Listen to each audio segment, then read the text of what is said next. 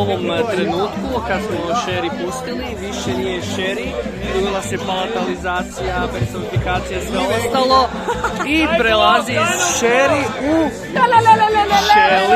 Shelly. Dakle,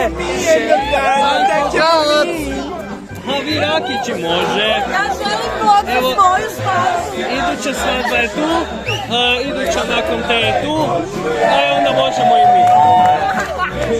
Ako je to uvijek. To se uvijek znala mahnu.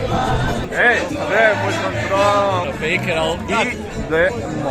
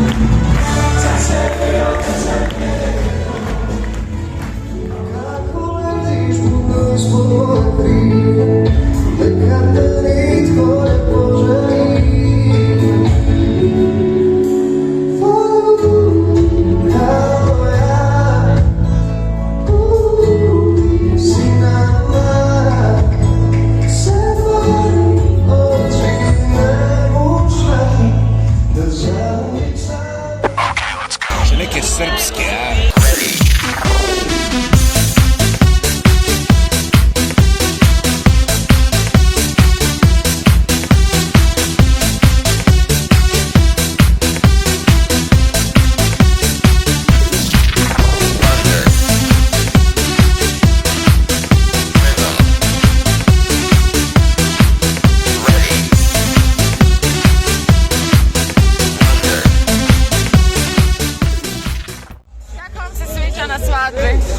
Kako vam se sviđa na svadbi?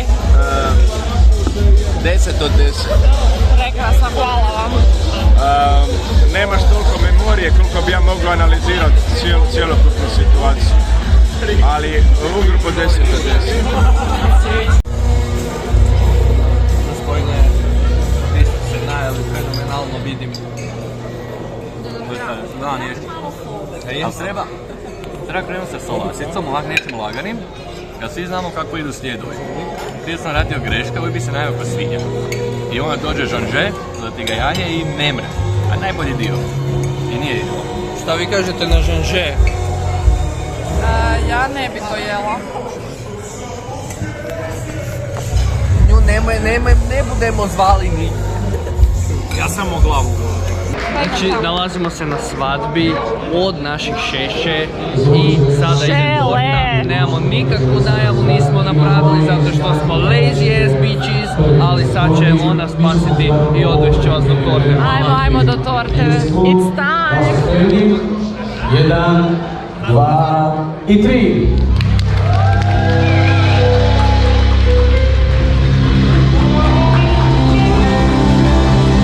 Ponovit ćemo još 11. 1, 2, 3.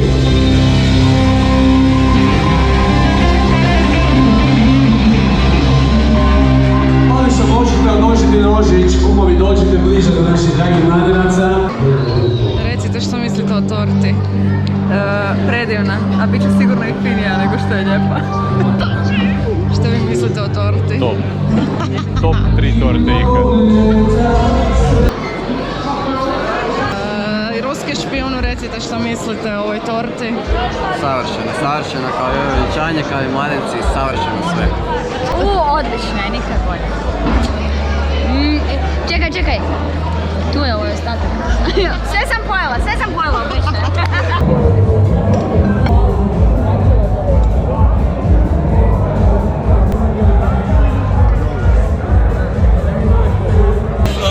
Dobar dan, dobrodošli. Sada smo trenutno u iščekivanju da odemo darivati, jer darivanje je jako lijepa stvar, darivanje je smisao života, darivanje je cool.